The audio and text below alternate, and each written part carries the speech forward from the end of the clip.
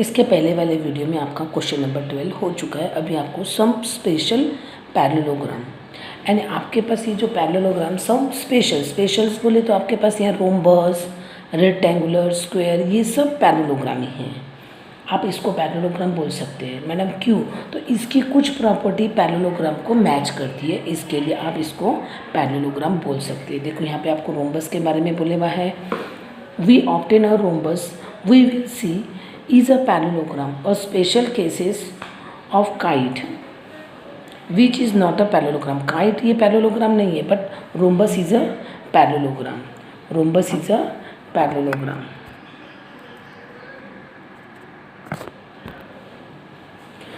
यहाँ पे आपको दिए हुआ है since the property, यहाँ पे भी वही बोला हुआ है note that the side of rhombus are all of the same length.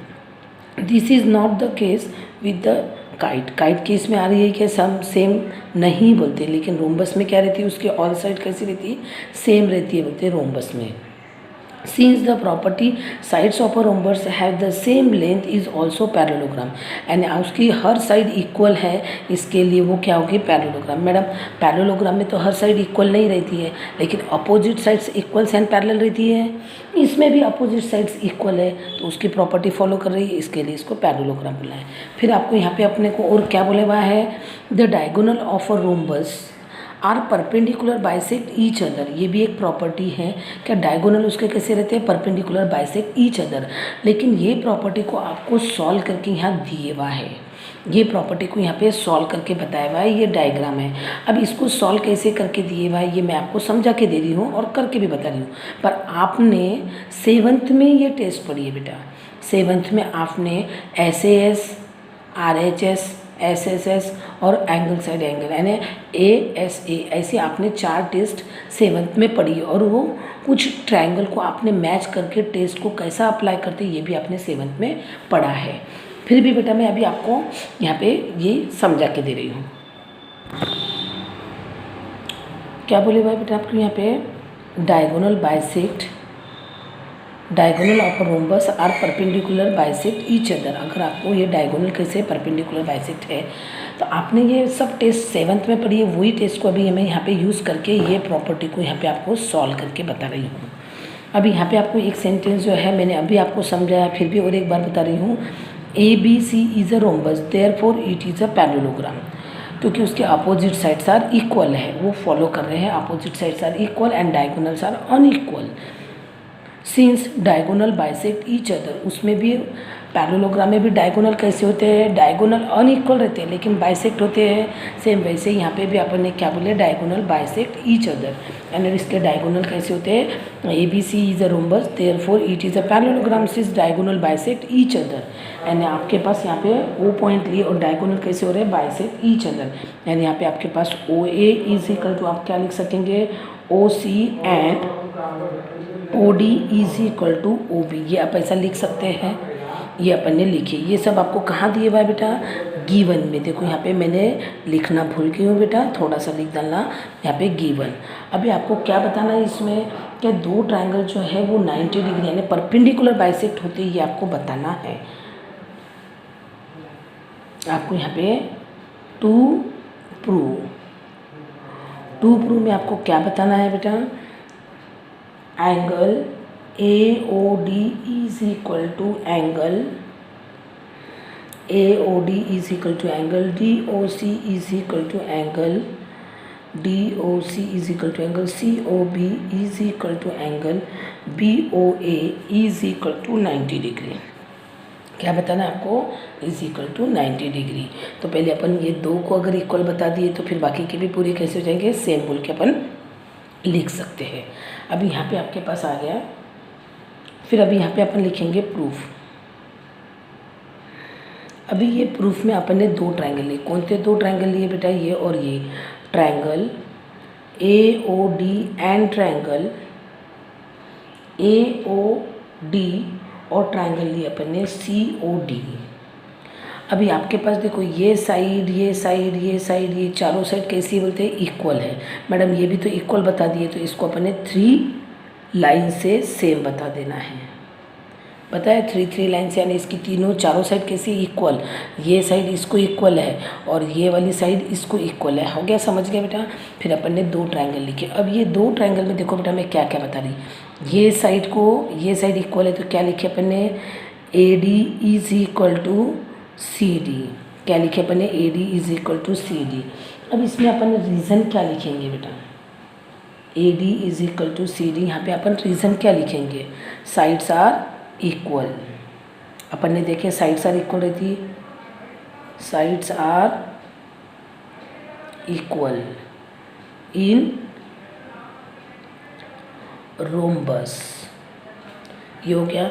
उसके बाद में आपके पास ओ ए और ओ सी यहाँ पे आपको गिवन में दिए हुआ है, यहाँ पे ओ डी और ओ बी भी गिवन में दिया हुआ है, तो यहाँ पे लिखेंगे अपन ओ ए इज इक्वल टू ओ सी।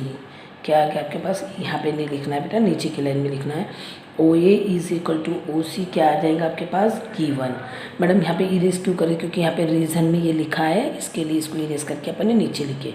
फिर दोनों में भी ओ डी ये कॉमन आ गया, तो क्या लिखेंगे, O D is equal to O D common side. तो आपके पास ये दोनों ट्रायंगल कैसे, ये आपने 7th में पढ़ा है बेटा सब पूरा।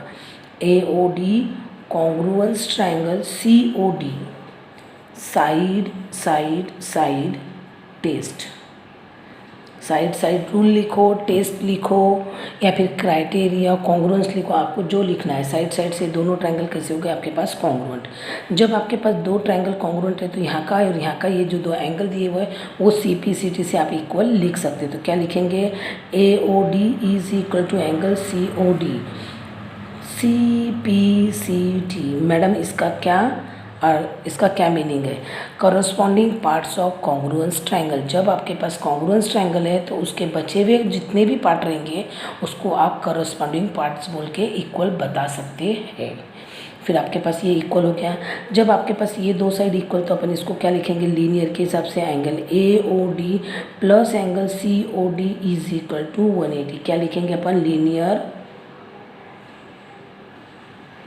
पेयर। अभी आपके पास ये लीनियर पेयर पर से क्या हो गया बेटा, ये पूरे की सम कितनी हो गई, 180।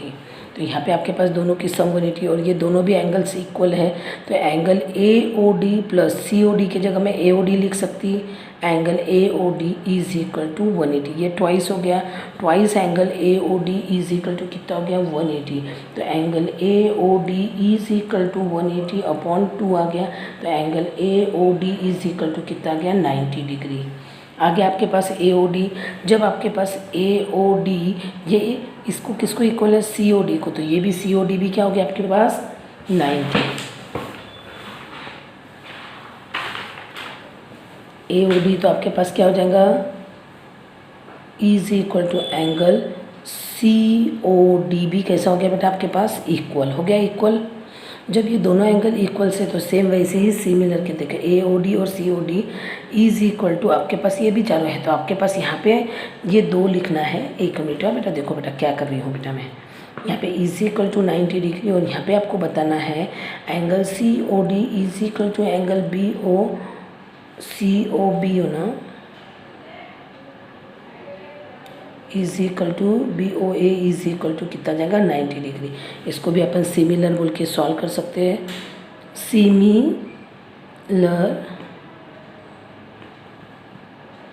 सिमिलर अपन इसको बोल सकते हैं, सिमिलर सी एंगल, यहाँ पे लिखने को जगह नहीं बेटा, थोड़ी तकलीफ हो रही, C O B is equal to angle B O A is equal to 90 degree. Madam आप पीछे क्यों नहीं लिख रहे हैं, यहाँ पे ही क्यों लिख रहे हैं, तो ये पूरा एक ही इस पे आने को ना, आपको समझ में आने को ना, इसके लिए थोड़ा सा यहाँ पे कंजस्टेड लिखा है बेटा।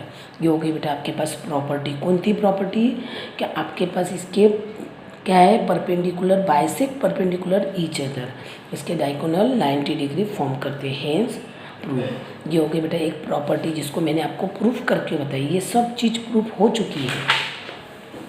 फिर आपको इसी के बेस पे एक क्वेश्चन दिए हुआ है, यहाँ पे देखो, यहाँ पे आपको क्वेश्चन बोला हुआ है, R I C is a rhombus X Y Z, justify your find. अपने को इस पर से ये डायग्राम पर से फाइंड करना है। अभी अपने पास यहाँ पे कोई एग्जांपल 7, एग्जाम्पल अपन ने 7 लिखा है। आपको क्या दिया हुआ है बेटा, डायगोनल कैसे रहते हैं इसके डायगोनल बाइसेक्ट रहते हैं, ये अपन ने देखे हैं। तो अपन क्या लिखेंगे, EO is equal to OI, EO is equal to OI लिखे अपन ने। फिर आपके पास EO इज इक्वल टू कितना दिया हुआ है यहाँ x, और OI इज इक्वल टू कितना दिया है 5, तो x इज इक्वल टू 5 हो गया।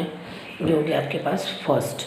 सेकंड में आपको क्या दिया हुआ y, तो y किसके लिए आपके पास, तो क्या आ जाएगा यहाँ पे रीजन में लिखेंगे bisect each other, diagonals bisect each other, diagonal bisect each other. फिर यहाँ पे आपके पास सेकंड में क्या बोले हुआ है, OR is equal to OC, OR is equal to OC बोले हुआ है। OR क्या है, y है, और यहाँ पे OC कितना है 12। यहाँ पे भी आप रीजन में सेम लिख सकते हैं बेटा, सेम, ये आपको डैश डैश नहीं करना है, आपको पूरा लिखना है। ये सेकेंड। फिर आपके पास यहाँ पे थर्ड में आपको क्या बोला हुआ है z, आपके पास साइड्स आर इक्वल है, तो क्या लिखेंगे अपन, RI is equal to IC is equal to CE is equal to ER। क्या लिखना है, sides are equal, sides are equal, all sides लिख दो बेटा, ऑल साइड्स आर इक्वल। तो यहाँ पे सबकी साइड कैसी हो गई, इक्वल हो गई। तो यहाँ पे अपन क्या लिखेंगे, RI is equal to Z, और आपके पास क्या है सबकी साइड, तो क्या आ जाएगा आपके पास, इक्वल दिए हुआ है RI is equal to Z, और क्या दिए हुआ है ER इज इक्वल टू 13। तो Z इज इक्वल टू कितना हो गया आपके पास 13। क्या लिखे अपन ने, Z इज इक्वल टू 13। ये हो गया बेटा आपके पास एग्जाम्पल नंबर 7 सॉल्व। फिर आपके पास यहाँ पे जो दिया हुआ है बेटा रेक्टेंगुलर की प्रॉपर्टी में आपको क्या बोला हुआ है, ईच 90 बताया हुआ है। तो ये रेक्टेंगुलर की प्रॉपर्टी में क्या दिया हुआ है, ये कल अपन अगले वीडियो में पढ़ेंगे।